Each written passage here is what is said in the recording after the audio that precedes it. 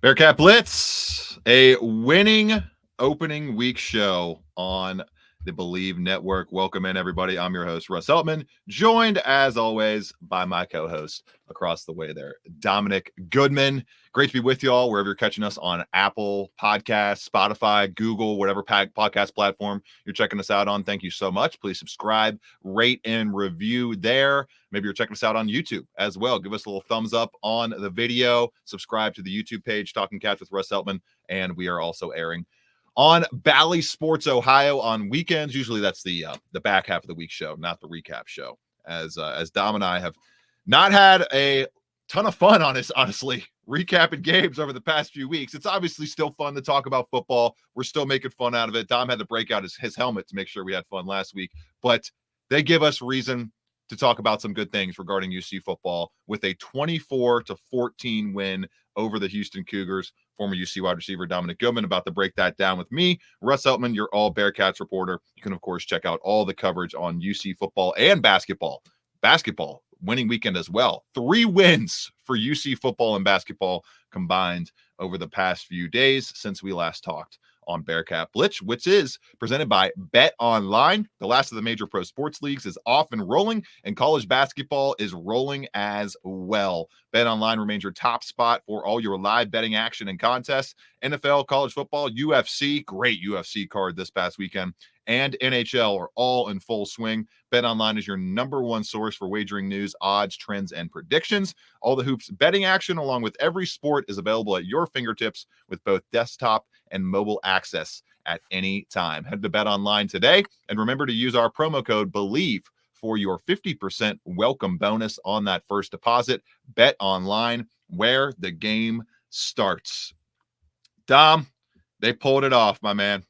They pulled it off. The first ever Big 12 conference win as a member of the new unit. UC football gets the job done in a game where, as I mentioned to you right before we came on here, Dom, the first good passing performance down to down, snap to snap by Emory Jones since the win over EKU results in a victory. We can start right there. The floor is yours after a 24-14 win, Dom. You were right. I was wrong. You stuck with the Bearcat winning picks and did not waver over the past couple of weeks. I got a couple of predictions right while I wavered, but they throw it back in my face with a 10-point victory on the road. Well, happy. I was happy watching the game. You know, I was pumped. Everybody was texting me about other guys. I'm like, brother, man, focus right now. These Bearcats. I was happy. It was a great performance, man. They came out and executed, and they came together with all forms for us on offense and defense and special teams. I mean, when you got that going, it's a good recipe.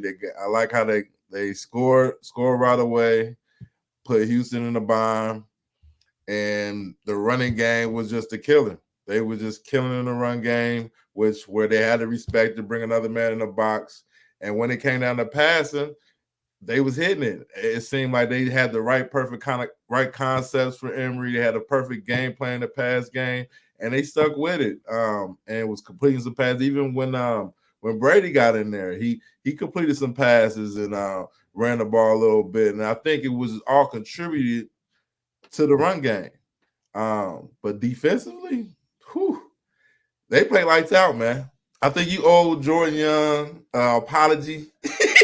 I think he heard you or something. You must have watched the interviews or something. But he played lights out. I mean, something. I don't know. Something must have happened in the meeting room. Something must have happened. They just turned it on. Even the youngin, the red shirt. Is it red shirt sophomore or freshman? 21's name? Kalen Carroll. He played spectacular, making plays. 3 interceptions. I mean, defense getting to the quarterback. They just really limited Houston a lot. They couldn't really establish the pass game, what they really is known for. They couldn't establish it. Run game, not so well. But, I mean, Bearcats played terrific to me. I mean, I was happy. No complaints from me. And Dom, you mentioned Jordan Young. He's a young guy, not necessarily a young guy in terms of college years, but in terms of starting experience, he is a young guy entering this game still. He doesn't have a ton of starting experience, as I mentioned. And as you mentioned, Kalen Carroll played very well. We'll dive into the grades a little bit in just a second. But my question is, with these kind of situations, these guys that, especially on the outside in that cornerback room, not a ton of experience. Is there a moment in the sport, did you notice this moment where it can just kind of click? There's a game where things can just kind of click, and then you can really see things and feel things slow down for the rest of your career from then on. Did that happen with you? Have you heard stories from teammates of that happening? And maybe that was something that happened in real time as we watched on Saturday night for Kalen Carroll and Jordan Young.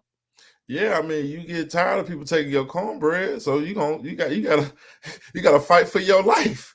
You know what I'm saying? So, and there's not many games left for them to show, hey, coach, I still should be a starter next year. I should have a chance. Something gotta click. I know my freshman year when we got thrown in the wolves in the Big East, and as freshmen, I mean, it comes to a moment. I remember when Darrell Revis, my first game starting as a freshman. I line up. I didn't even know much about line up. He jams me up and throw me to the sideline. Darrell Revis was your first matchup as a freshman? Yes. Oh. Yes. Oh, my God. So I'm a freshman. I'm a couple months away from playing in the state championship game. And I'm out here here we go. You know what I'm saying? But them are defining moments that occurred. I mean, after that game, I was like, you know what? Let me learn how to get off the gym. Let me get my mind right. And I got better times went on. And that's the same thing that happened with Jordan Young and other DB. I mean, you just gotta roll with the punches and just build off of it. I mean, eventually you tired of the bully taking your lunch money, your cornbread. Something got to give. So I was happy. I was proud of them yesterday. I mean, on Saturday, they stepped up and came to play. Wow. Glad I asked that. Did not know. I'm glad we got a little Darrell Revis nugget right there. That is, I mean, it's only down in terms of, I guess, overall raw cornerback talent for you and your career from there, Dominic. I mean, statistically, I mean, the guy ended up being arguably the best cornerback of the 2010s decade in the NFL at Revis Island for a reason. So when we look at the grades here, as we mentioned, Jordan Young, his best game as a Bearcat. He was fantastic in this one, was right at the top of the team lead in total tackles, had just 4 targets in coverage. And Dom, we were talking about him giving up 23, 24, 25 yards per reception. 4 total yards allowed in coverage in this game. I don't know if he got credited with the PBU, but he definitely was around the ball a lot. And Kalen Carroll had multiple PBUs. He had a 75.5 overall grade on the left side of that defense. So when you're getting 75 plus grade performances on PFF from each side of your secondary on the outside, that man-to-man scheme that allows the big fellas up front to get after the quarterback. Dante Corleone, maybe we'll call it the Bearcat Blitz bump because he played lights out in this game, Dom, right from Jump Street, really. I mean, he was disrupting the pocket on the first couple drives of the game. I believe he had a sack on the first or second drive that Houston went out there, had 3 total pressures, 1 sack, 1 QB hit, 2 other tackles as well. They had 12 pressures as a team. And honestly, had a couple snaps where I think pressures would have been given to them if Donovan Smith didn't break away and get out of the pocket with his legs and stuff like that. That was really the only offensive weapon that they were able to use all game, Dom, was Donovan Smith's legs. He was terrible through the air. And this is a hang your hat, I think, foundational type of performance that you can really give credit to the Bearcats defense for. It's people will see Houston, they'll see the under 500 record, they'll see the kind of up and down year that the Cougars have had as a first-year member of the Big 12 themselves. But Donovan Smith was, as I mentioned, second in the Big 12 in passing coming into this game. This was a bad matchup historically, given the results of this season for this defense, and they turned it into a good matchup in due order. 3 interceptions of Smith. That was more interceptions than they had the entirety of conference play. They went above that total in this game. I was really impressed with the defense as a whole. I thought the safety play was solid. Taj Ward, he had a good afternoon. I thought Januel Greshik showed some good things. He had a great PBU that stopped the third down in the beginning portion of the game. So the fact that they were able to play complementary football, the defense played the best it has all year, especially on the outside. When you look at that cornerback room, it's something to really, I think, build on. And Kalen Carroll specifically, the fact that he has, I think, picked up the speed of the game this fast in the opportunities that he's gotten has to make you really, really impressed and kind of bullish on his future the rest of the year, especially with some good tests against West Virginia's offense and Kansas's offense coming up. Even more room to grow there, and some more room to grow for Jordan Young, who, as I mentioned, 80.4 overall grade, his highest grade on PFF as a Bearcat, his highest grade with 40 plus snaps played of his entire college career. That is exactly the type of development, the type of improvement you want to see from this unit. And then on offense, before we get to our players of the game, Emory Jones, man, he was solid. He deserved the 40 plus 49 total snaps he got in this game. I thought he was a little bit better than Brady Lichtenberg overall. Got a 79.1 passing grade. That's his highest of the season on PFF since the week 1 victory against EKU. You and I had talked about it ad nauseum. You got to get just a good passing performances. You need a good passing performance out of Emory Jones, especially when he was not necessarily giving you Kyler Murray or Lamar Jackson type of impact with his legs on the ground. He was a little better, slipped a couple more tackles on the ground in this game, but very solid. I believe it was his UC career high with an 81% completion rate, 13 to 16, 131 yards and a touchdown, but 170.7 passer rating. That's what you need out of this position. Brady Lichtenberg also was solid. No turnovers from that spot. He was 4 of 7 in his 11 passing snaps in this game, 33 yards, 57% completion. You like to see a little bit better mark there, but he didn't get a ton of time to establish a rhythm. So I love what I saw to Emory Jones. I think he played well. They got just enough from the quarterback position. That's what this team needs, Dom. They need to go from 80 to 90 range in quarterback efficiency to 30, 40, even 50. If you're in the 50s quarterback efficiency range all season long, Corey Kiner, this rushing attack, and this offensive line, which we have not talked about enough, the highest graded player on the team this week was an offensive lineman in John Williams, who's having a solid back half of the season and could be cementing his left tackle role for next season and beyond. When you have that type of play from the offensive line, being that consistent as they have been, especially on the ground blocking this season, you can win football games with non-elite quarterback play. Mm-hmm. Yeah, the game is won in the trenches. I mean, if you got a line that can block, make run lanes, which they've been doing all season, can allow time for the quarterback, what they've been doing all season. Yeah, I mean, it's a recipe for success. It's just, I mean, look, John Williams, 80.1 grade, Gavin Gerhardt, 76.1 grade, Philip Wilder, right tackle, coming in for DeAndre Buford, getting a lot more run with Buford struggling this season.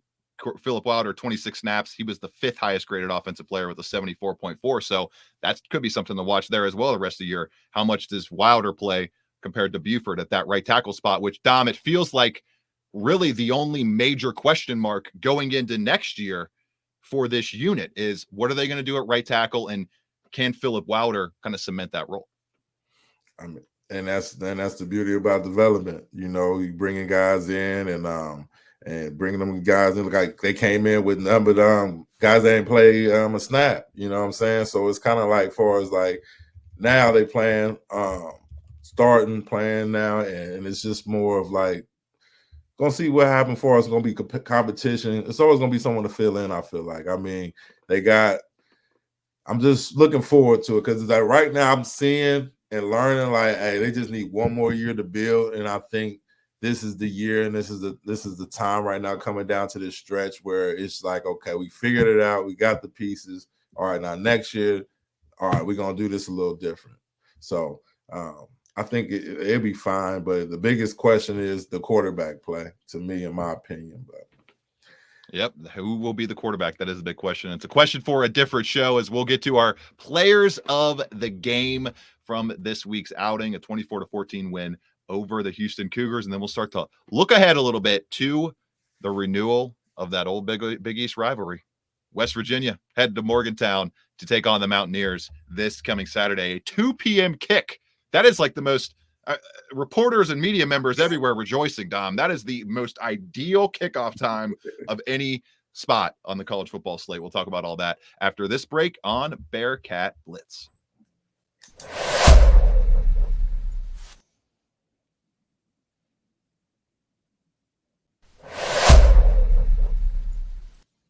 Bearcat Blitz continuing. I'm your all Bearcats reporter, Russ Heltman, and host of the show, joined by my co-host, not Russ Heltman, Dom Gilman. I'm let myself like I'm talking to myself each and every show. Dominick Gilman, former UC wide receiver. And Dom, I was just talking about how I'm loving the mid-afternoon kickoff time this coming weekend. Did you as a player ever have a preferred exact kickoff time that you liked? Are you one of those guys that likes to get going, have the noon kick and get firing? Or were you somebody that liked to stew in your anticipation and have the nip at night? Man, I like the noon games. I mean, if we could play at 10 in the morning, I'll play because it was roll out of bed, stretch it out, and get rolling. Because all that anxiety building up, you're going through the breakfast, the meal, meetings, and watching other people play. You like, man, I just want to get out there and get after. And plus, after the game, shoot, I want to go celebrate the win. So a little less time between the nip at night ending and the Sunday practice. So that's a fact for sure. That's a fact.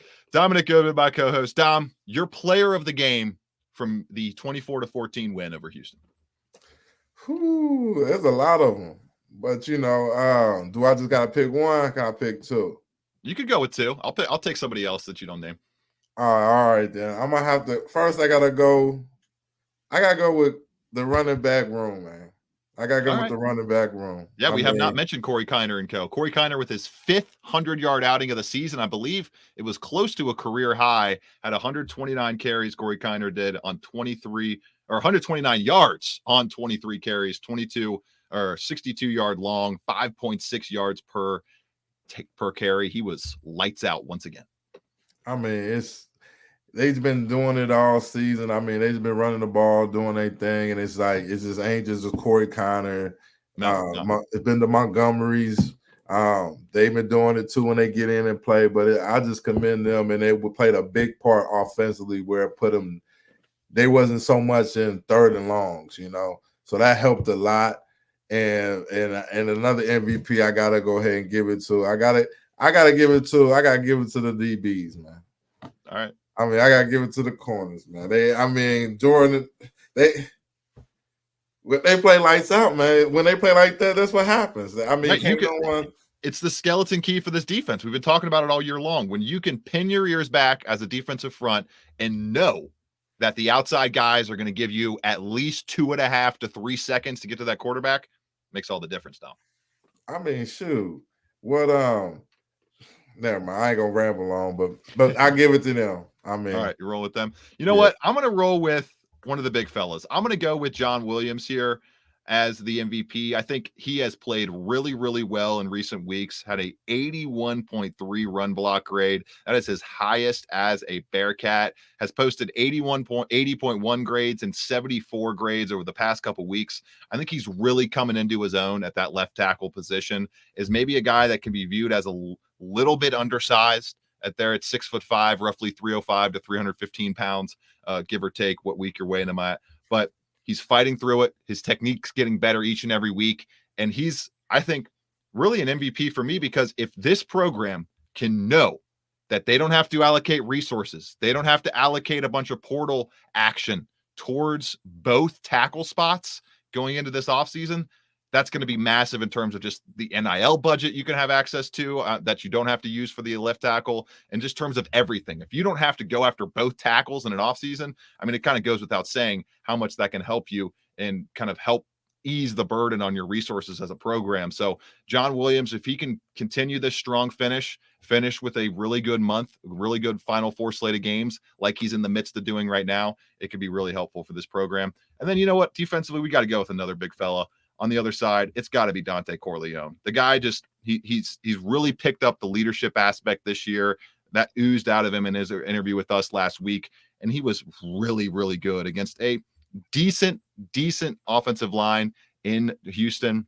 They're solid out there, and Daniel Gressick was solid as well. Had a couple matchups with Patrick Paul in this game, a bona fide, surefire, will be drafted player in the NFL over the next either this offseason or in 2025. So number one, John Williams. Number two for me, Dante Corleone. We'll give the other big fella, Daniel Gressick, a shout out as well. He was very good in this game with a 79.3 Pro Football Focus grade.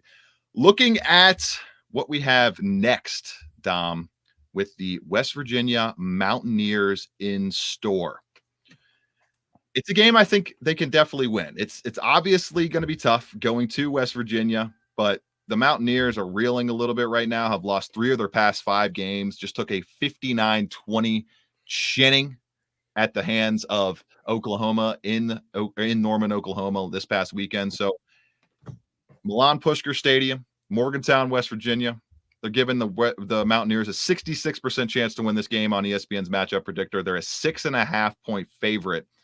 Dom, I think if you win this game and you pull off a win at home against Kansas, then all the feelings of a brutal start, of a brutal worst this century losing streak, to me, go away. It's almost as if you meet the expectations. I think the low ends of the expected expectations, but you still meet them this season if you could find a way to rattle off a 3-game winning streak to close the year. Or even honestly, you go to Morgantown, you lose, but then you beat a Kansas team the next week. Either way, I think getting to 4 wins, and especially if they get the 5 wins, you can pretty much firmly say that in year 1, with all the turnover and the jump to a new conference, that expectations have been met. And then you can focus on 24. Yeah, I agree. I feel like they can get them 2 wins, and that just builds up for next year. It's a recruit too as well. Yeah, it's true.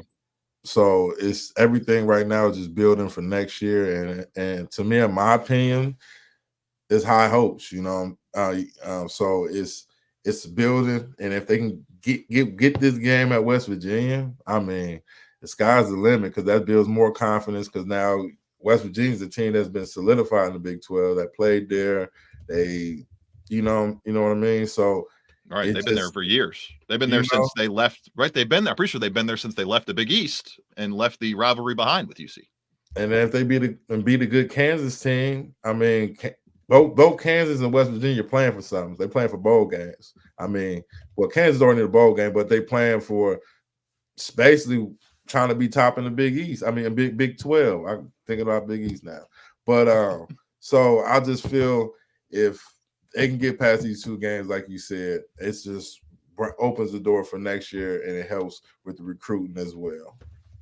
Yeah, West Virginia series has been going on from 1969 to 2011 is the last time they played. And Dom, unfortunately, you know this all too well, a 3-12 all-time record against West Virginia. Those Mountaineers are tough to beat. They're tough to beat in Morgantown historically in this series. And it's one of the reasons why Cincinnati is a 6.5-point underdog on the road, a total of 55.5 points in this one. So better, or odds makers expecting plenty of points between the 2 sides. It's going to be very, very interesting up against the West Virginia team that's 6-4 against the spread this season, while Cincinnati is 4-6, but they have won back-to-back games against the spread. I've not won back-to-back games, obviously. We're a 4.5-point underdog to the UCF Knights. Lost that game 28-26, so they've been keeping it close lately. And as we've mentioned, Dom, if this system and this program can get top 50 quarterback play week to week, night to night, they're going to be fine. They're going to be fine. I think the Scott Satterfield era will go A-OK, and maybe, just maybe, it'll end up with some championship glory down the line. But we saw it in Houston. We've seen it throughout the season. You get decent quarterback play. You can rely on this consistent rushing attack, which should be even better next year somehow. I mean, they're top 10 in the country rushing the ball, not in rushing touchdowns, but rushing yards. They're top 10 in the country.